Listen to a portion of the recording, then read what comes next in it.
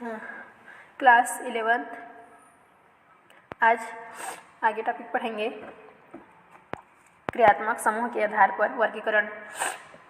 इसके पहले क्लास में हम लोग पढ़े थे क्लासिफिकेशन ऑफ ऑर्गेनिक कंपाउंड का, तो संरचनात्मक के आधार पर देख चुके थे।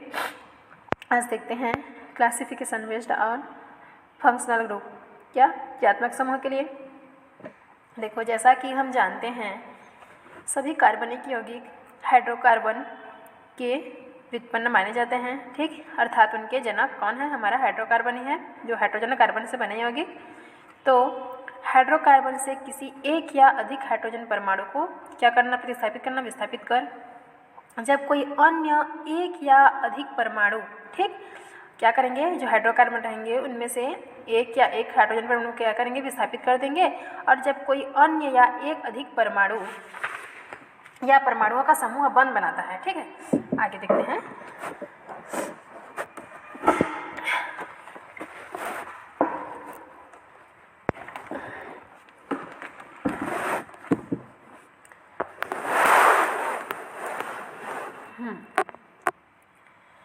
समूह एक या एक से अधिक परमाणु या समूह बंध बनाता है तो किसका निर्माण होता है? कंपाउंड का निर्माण होता है, ठीक।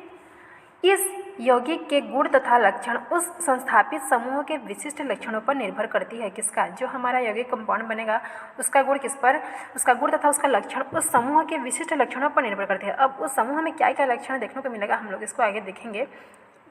ऐसे परमाणु या परमाणु के समूह को क्या बोलते हैं? फंक्शनल ग्रुप, ठीक। क्या बोलते हैं? क्रियात्मक समूह। इसका डेफिनेशन है किसी यौगिक का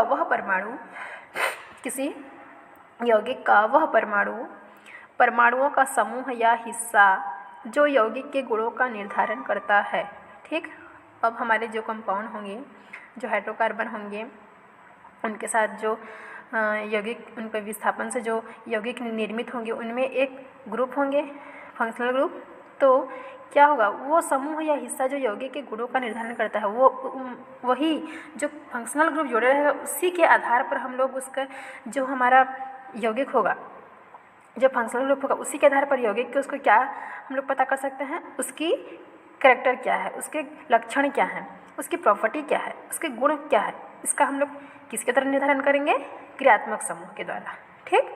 तो आइए देखते हैं क्या क्या होते हैं। फर्स्ट है मूलक, जिसको रेडिकल के नाम से जाना जाता है। ध्यान से देखो, ये सामान्यतः एल्किल या एरिल मूलक होते हैं। कौन? हमारा रेडिकल, ठीक। सभी कार्बनिक यौगिकों को हाइड्रोकार्बन का व्युत्पन्न माना जाता है। अब जो भी हमारा कार्बनिक यौगिक यहाँ पर प्राप्त होगा वो किसका व्युत्पन्न है? हाइड्रोकार्बन का। हाइड्रोकार्बन के हाइड्रोजन के प्रतिस्थापन के स्वरूप ही हमें क्या प्राप्त होते हैं? ऑर्गेनिक कंपाउंड, ठीक। तो हाइड्रोकार्बन से एक या अधिक हाइड्रोजन परमाणुओं के प्रतिस्थापन के बाद शेष बचा भाग, ठीक। अब जो हमारा हाइड्रोकार्बन रहेगा, ये सारे क्या हैं? हाइड्रोकार्बन हैं। ये CH4, एथेन, प्रोपेन, ब्यूटेन, ये सारे क्या हैं? हाइड्रोकार्बन हैं। तो क्या बोल रहा है यहाँ पर? सभी कार्बनिक यौगिकों के हाइड्रोकार्बनों का व्युत्पन्न माना जाता है। कौन सा? हमारा कार्बनिक यौगिक। लेकिन हाइड्रोकार्बन के एक या एक से अधिक हाइड्रोजन परमाणु को क्या कर रहा है? यहाँ पर प्रतिस्थापित कर रहा है। यहाँ पर प्रतिस्थापन के बाद अब यहाँ से एक एक हाइड्रोजन परमाणु को निकालते जाएंगे तो हमें एक नया कंपाउंड प्राप्त होगा ना, नया कंपाउंड प्राप्त होगा, जिसको क्या बोलेंगे? मूलक। क्या नाम से जाना जाता है? रेडिकल की। एल्किल रहेगा तो एल्किल मूलक, एरिल रहेगा तो एरिल मूलक। मतलब एल्किल के नाम से भी आप लोग इसको समझ सकते हो या एरिल भी बोल सकते हो, ठीक। मूलक किसी यौगिक के भौतिक गुण को प्रभावित करता है। अब इसके फिजिकल प्रॉपर्टी क्या क्या इस धर देखने को मिलेगा, इसको हम आगे जानेंगे। तो पहले देख लेते हैं हाइड्रोकार्बन। ये हमारे सारे क्या हैं? हाइड्रोकार्बन हैं। उनके साथ क्या जुड़ा है? एल्किल या एरिल ग्रुप। आर को क्या बोलते हैं? ये सारे क्या हैं? एल्किल या एरिल, ठीक। एल्किल में ये आएंगे बिना रिंग वाले, ठीक। और हमारा एरिल में कौन? ये बेंजीन समूह वाले। आ गया समझ में? तो एल्किल वाले को एल्किल मूलक बोलेंगे और जो बेंजीन से निर्मित होंगे उनको क्या बोलेंगे? एरिल मूलक। आ गया समझ में?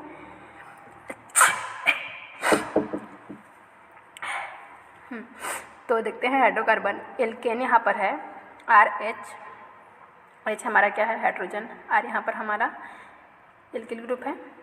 अब देखो यहाँ से हाइड्रोजन का प्रतिस्थापन करेंगे तो क्या बचेगा हमारा, सिर्फ R बचेगा, एल्किल बचेगा। ठीक, तो ये सारे क्या हैं हाइड्रोकार्बन हैं। यहाँ मीथेन से एक हाइड्रोजन का प्रतिस्थापन करके हम लोग क्या प्राप्त कर रहे हैं, मेथिल, जिसको क्या बोलेंगे, मीथेन से क्या हम लोग बन गया मेथिल। ठीक, अब है एथेन C2H6। अब यहाँ से हम क्या करेंगे, एक हाइड्रोजन का प्रतिस्थापन किए, मीथेन से क्या प्राप्त हो गया मेथिल।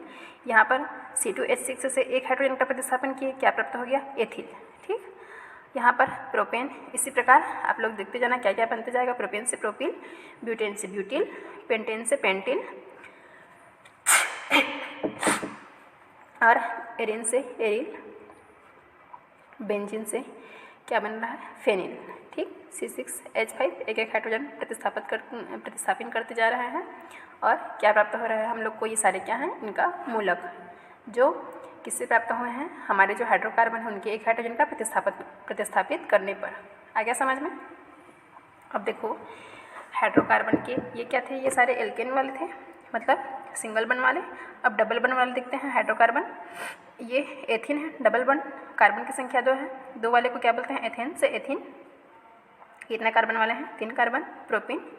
यहाँ पर alkyne, alkane alkyne alkane alkene alkyne. ठीक, अब यहाँ से एक एक हाइड्रोजन को प्रतिस्थापित किए, क्या क्या बनते गया, इसको क्या बोलेंगे विनाइल। ठीक, इसको बोलते हैं प्रोपिनिल या एलील, इसको बोलते हैं एथाइलिन। आ गया समझ में। ठीक, हाँ आगे है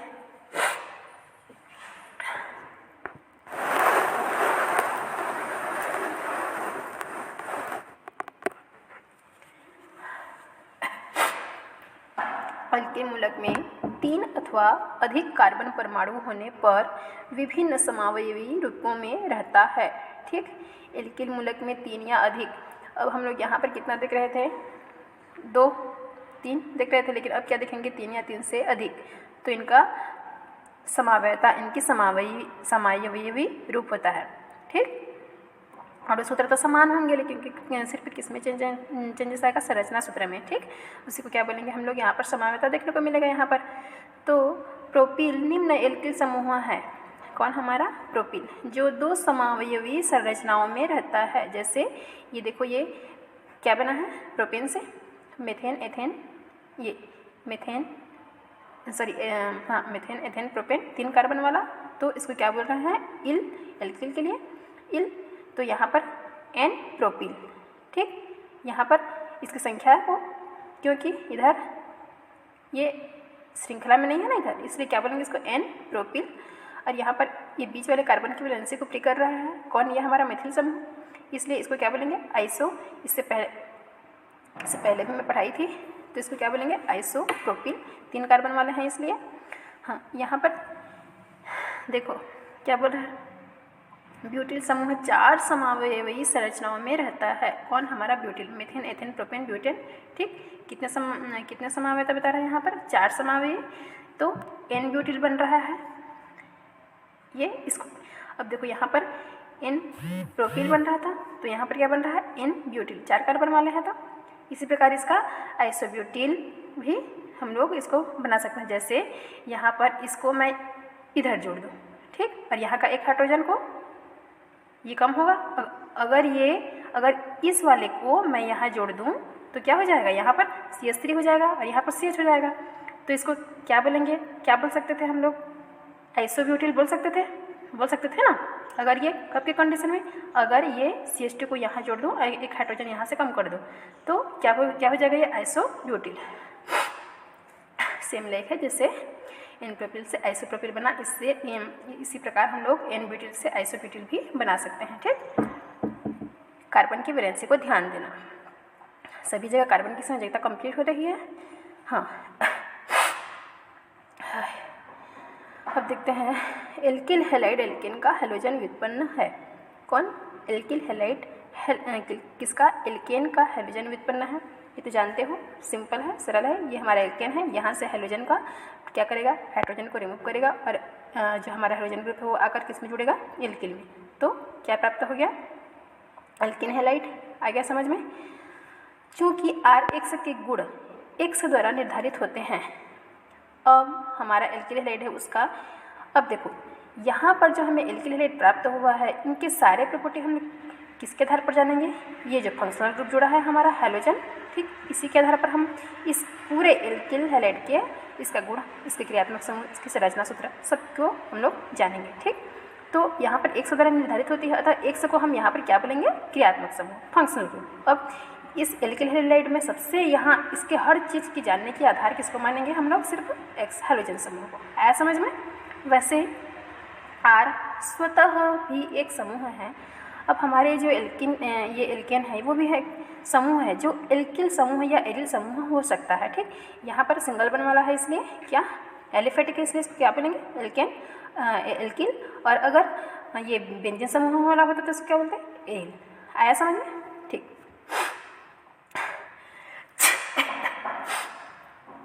अब है किसी भी यौगिक में एक से अधिक तथा अलग अलग क्रियात्मक समूह हो सकते हैं भाई। ठीक, क्योंकि एक ही क्रियात्मक समूह नहीं, बहुत सारे क्रियात्मक समूह हैं हमारे पास। ठीक, आप लोग अभी नहीं पढ़े होंगे, इसके नेक्स्ट पेज में है। ऐसे यौगिक सभी क्रियात्मक समूह को विशिष्टताएं प्रदर्शित करते हैं। अब देखो जस्ट पेज में आप लोग का तालिका बना हुआ है, बहुत सारे क्रियात्मक समूह।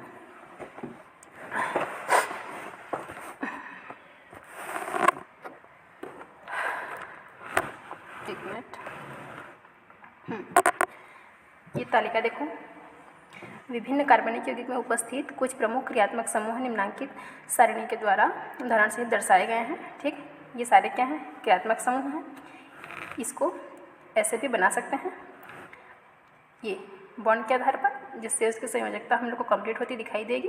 इसकी संरचना, ये समूह है, ये इसकी संरचना है, ये फंक्शनल ग्रुप का नाम और ये सदस्य का नाम कि कौन सा जुड़ा है। ठीक, और इधर दिए हैं इनसे रिलेटेड एग्जाम्पल।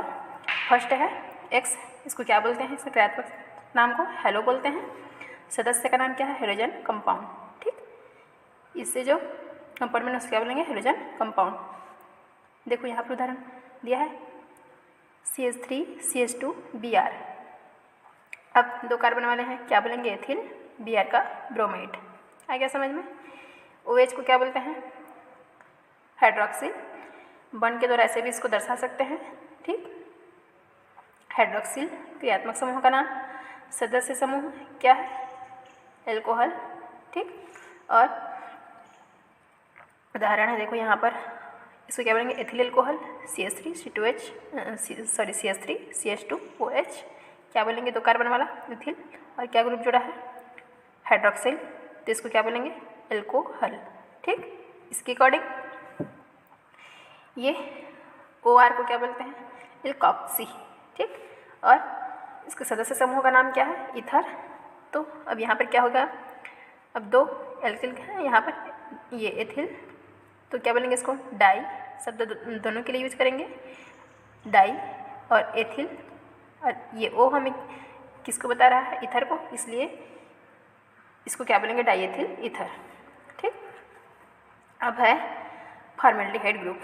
CH को क्या बोलते हैं? फॉर्मेल्डिहाइड ग्रुप, और इसका सदस्य का पहचानने का संकेत है एल्डिहाइड।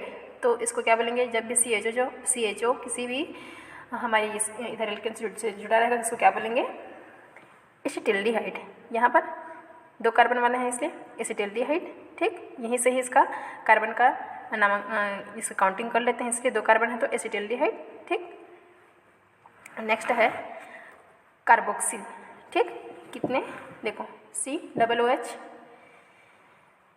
इस ऑक्सीजन के लिए डबल बॉन्ड, ये OH के लिए सिंगल बॉन्ड, कार्बन की संयोजकता कंप्लीट हो गई। कार्बोक्सिल क्या बनेंगे? Carboxylic acid. और यहाँ पर पहचानने का इसका ये तरीका है COOH, तो यहाँ पर क्या हो जाएगा? Acetic acid. इसको क्या बोलते हैं? CH3COOH को एसिटिक एसिड। ठीक, एमिनो ग्रुप NH2, इसका सदस्य समूह का नाम क्या है? एमिन, एमिन्स।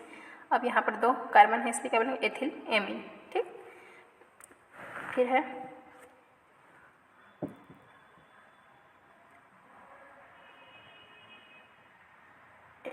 इसको एमाइनो, ये एमिनो, एमाइंस बोलते हैं ना इसको, एमाइंस। ये है एमिनो, NH को और NH2 को क्या बोलेंगे, एमाइंस। ठीक। हाँ, ये वही है डाई मेथिल एमाइन। यहाँ पर कितने हैं, 2 मेथिल ग्रुप जुड़े हैं, इसको क्या बोलते हैं, एमाइन, तो डाई मेथिल एमाइन। ठीक। अब नेक्स्ट है 3 डिग्री नाइट्रोजन, तो इसको क्या बोलेंगे, इसको भी एमाइंस। ये तीनों एक दूसरे से रिलेटेड हैं।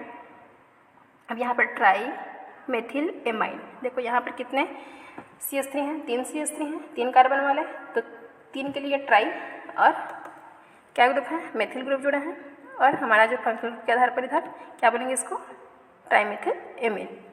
आ गया समझ में। नेक्स्ट है एमाइड। ठीक, इसको पहचानने का क्या है, CONH2 क्या बोलते हैं, amide. CH3 CONH2 methyl group जुड़ा है, इसको क्या बोलेंगे, एसिटामाइड। ठीक, यहाँ पर 2 कार्बन है इसलिए काउंटिंग यहीं से हो जाएगी। अब है नाइट्राइल CN को, जिसको क्या बोलते हैं, साइनाइड। तो यहाँ पर मेथिल ग्रुप जुड़ा है, क्या होगा, मेथिल साइनाइड। यहाँ पर क्या है, nitro group NO2, nitro compound.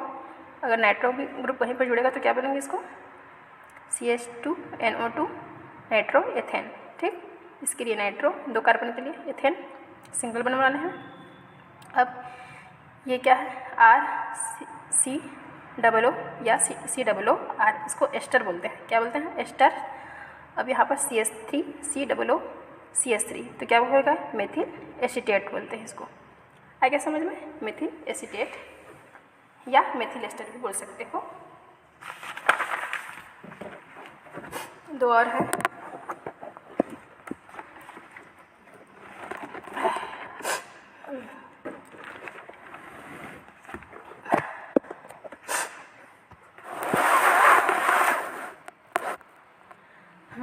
क्या क्या बच गए, एसिल हैलाइड।